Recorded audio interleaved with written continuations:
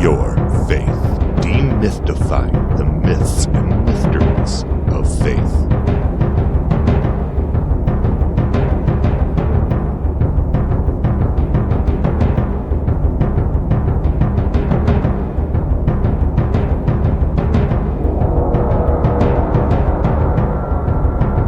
The faith of the faithless and hope of the hopeless.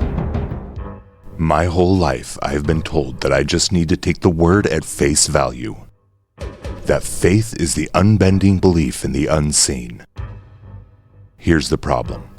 It's really hard to maintain faith in the unseen when the actual tangible evidence seems to prove the impossibility of your belief. But I was told to never question the veracity of the word. I was told that faith was a rigid, unwavering adherence to belief in the unseen and to ignore the evidence of my own eyes.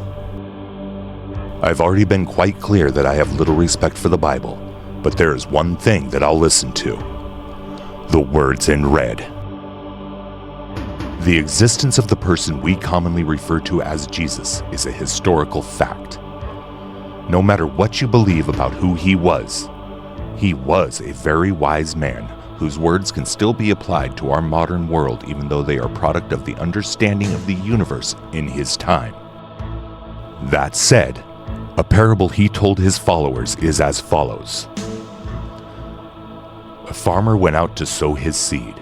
As he was scattering the seed, some fell along the path, and the birds came and ate it up. Some fell on rocky places where it did not have much soil. It sprang up quickly because the soil was shallow, but when the sun came up, the plants were scorched, and they withered because they had no root. Still other seed fell among the thorns, which grew up and choked the plants. Other seed fell on good soil, where it produced a crop, 100, 60, or 30 times what was sown. Matthew 13, 4-8. Later in the same chapter, he explains further. Though seeing, they do not see. Though hearing, they do not hear or understand. In them is fulfilled the prophecy of Isaiah. You will be ever hearing, but never understanding. You will be ever seeing, but never perceiving.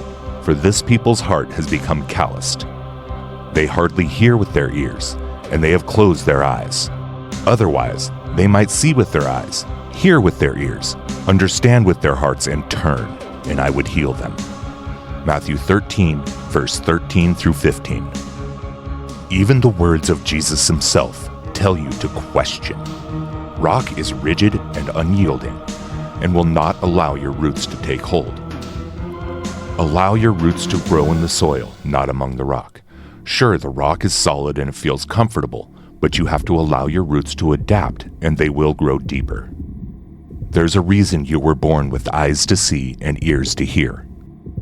Accept as truth what your senses tell you, and dismiss what you cannot verify.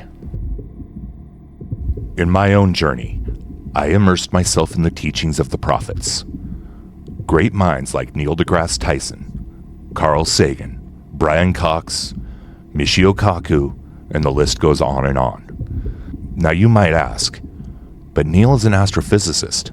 What does he have to do with faith? Everything. That man, along with the others I listed, dedicate their entire lives trying to understand the secrets of the universe.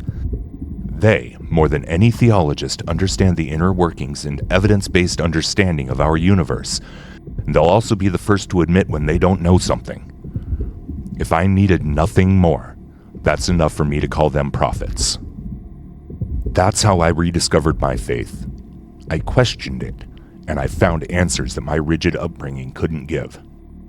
Agnosticism isn't just questioning if there is a higher power. It is the fluid and adaptive journey to discover what that higher power is, if it is.